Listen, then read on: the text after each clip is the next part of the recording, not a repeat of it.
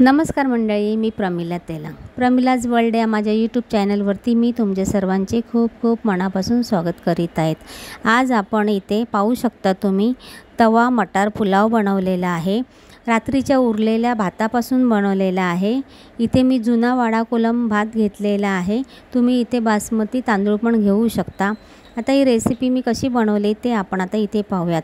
तर इथे हा रात्रीचा उरलेला भात आहे, त्यामध्ये थोडी हळद आणि थोडं मीठ घातलेलं आहे, कारण आपण भात बनवताना मीठ घालतो ना, मग थोडंच मीठ घालायचं.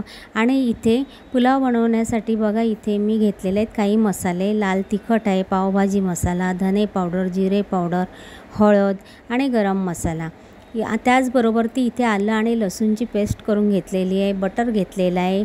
इथे लाल हिरव्या मिरच्या 2 घेतल्या आहेत, 2 हिरव्या मिरच्या घेतलेल्या आहेत. आणि इथे लाल कांदा, आपलं कढीपत्ता, कोथिंबीर, टोमॅटो असं सर्व घेतलेलं आहे. त्याचबरोबर आपण मटार तवा पुलाव करणार आहे, त्यासाठी इथे मटार घेतलेले आहेत. जर तुमच्या घरामध्ये गाजर असेल, सिमला मिर्च वगैरे असेल तर तुम्ही ती पण घेऊ शकतात. आता माझ्याकडे मटार होतं म्हणून मी फक्त मटार इथे घेतलेला आहे. तवा छान आपला तापलेला आहे, त्यावर बटर घातले. बटर जळू नये म्हणून थोडंसं तेल घातलेलं आहे. बटर विरघळायच्या आतच आपण कांदा घालायचा, नाहीतर कसं बटर जळू शकतं ना. कधी पण बटर घालायचं असेल तर त्यावर थोडं तेल घालायचं, म्हणजे बटर आपलं जळत नाही. इथे बघू शकता कांदा घेतलेला आहे, हिरवी मिरची आणि ती लाल हिरवी मिरची आहे, ती चांगली तेलावरती परतून घ्यायची, तिचा कच्चेपणा जाईपर्यंत. आणि गॅस थोडा मोठाच ठेवायचा.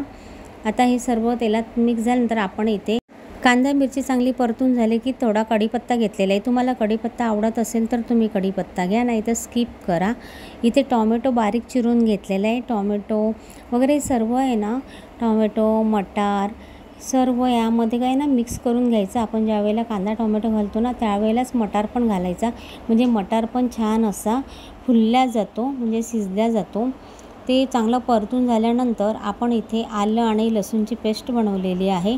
तर इथे मी पाव चमचा आणि आणखीन पाव चमचा असं जवळजवळ अर्धा चमचा मी इथे आलं लसूणची पेस्ट घेतलेली आहे. आलं लसूण पेस्ट चांगली आलं लसूण पेस्टचा चांगला कच्चेपणा जाईपर्यंत ना आपण तो तेलामध्ये परतून घ्यायचा. तेलात परतल्यानंतर छान असं ते परतल्यानंतर आपण त्यामध्ये सुके मसाले घालायचे आहेत, जे मी घेतले. पावभाजी मसाला जरूर घाला. पावभाजी मसाला घातला ना तर टेस्ट भाताला आणखीन छान येते.